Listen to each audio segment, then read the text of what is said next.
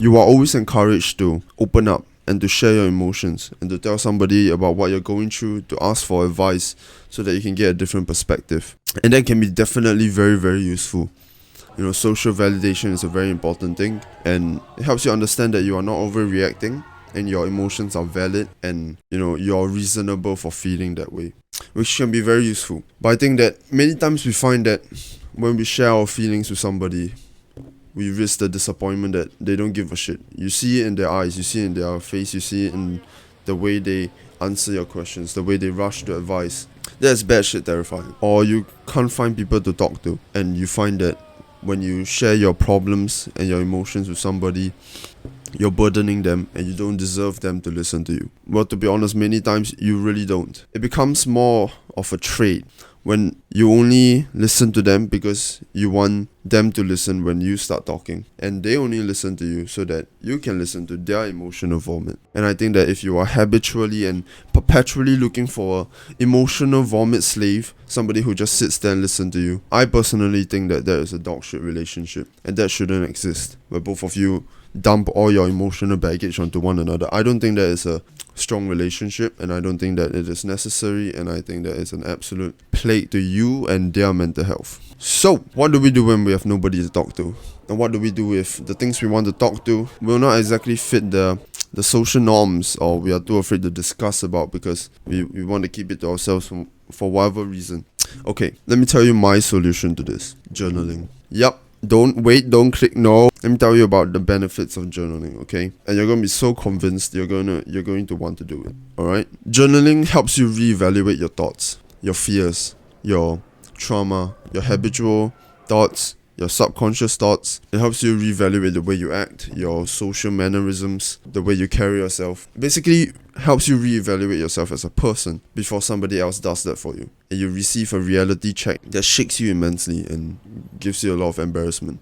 And that can be scary to confront. It definitely can be. We'll build resilience to it, and we'll learn to trust the pen and paper. With journaling, you can emotionally dump everything without feeling like a burden, without feeling like you owe them something afterwards. You can pour your heart out over and over, unlimited amounts of time for however long you want. True, it might not provide the social validation that a human can, but we're talking about an alternative here.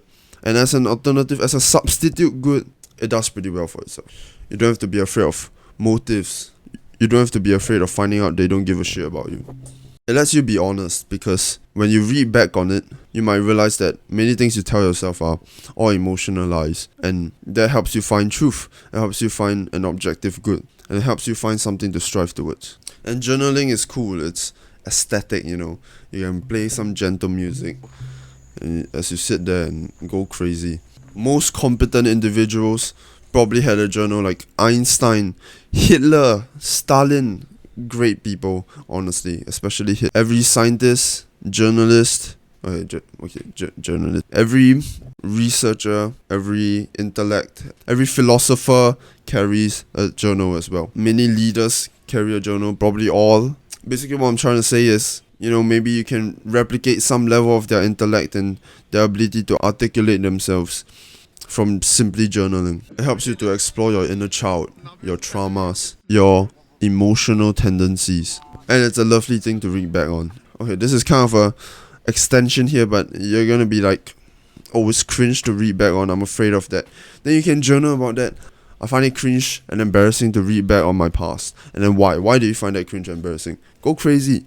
You're gonna find a lot of reasons why, and you're gonna pour your heart out. You're gonna cry so many tears, and it's gonna feel amazing. When you are truly down in the depths, you're going to find that the first few times you journal, once you get comfortable with it, once you trust that the pen and paper will not betray you, you will never stop writing for a long ass time, because you have so many things going on up there that you want to address. There's no need for structure. You don't have to be worried about in what format you write. You don't have to be worried about it making sense at all. You just want to get things out, alright? It's bad shit terrifying to confront your thoughts. But if you want to go to a better place, it is very necessary to confront yourself, to understand why you do things, why you feel certain ways. It is very important, and it accelerates you, because people always jump around the topics. People always jump around their fears because they are too afraid to directly address them. It is terrifying. But if you can do that, you'll be ahead and you'll be way more mentally healthy than the average person. You'll be able to make better decisions. You'll be able to cope with stress. It is immaculate, the amount of benefits that come with this. I think you will be very thankful for yourself that you started journaling. As a teenager, we love debating with our friends. We love feeling smart. We love digging into political things even though we are stupid as hell. But we want to feel smart doing it. And journaling makes your arguments 10 times better because you become more articulate, you connect your points together better, and then you can express it way easier because you already seen all the flaws in your opinions and see all the emotionally driven thoughts that you had. So since you are the one that reevaluates your thoughts, only you get to see the bullshit. You reevaluate your arguments, your opinions, and then when the topic comes up with your friends again, you absolutely destroy it because you know what you're talking about, you're passionate about it, everything flows, and they're impressed because you've actually thought about it, and you wipe everybody else off the board with anything you thought about because they haven't given it any deliberate thought, whereas you have. And you win game. You win all game. You get to look at your pathetic attempts to control things, how much you've grown in the past, however long you've journaled.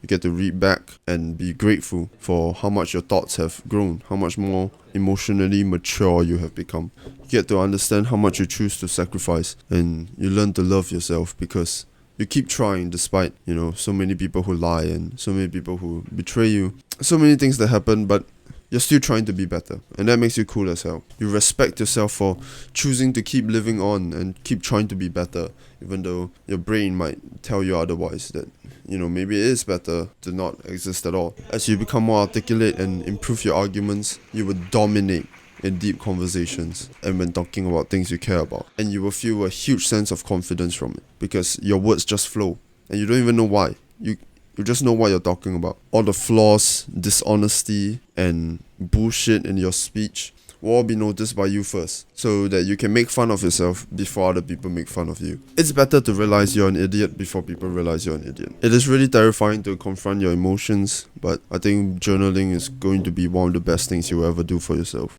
To find out about your fears and how much you lie to yourself and to others. You are afraid to realize how much of a walking, spewing bucket of bullshit you are.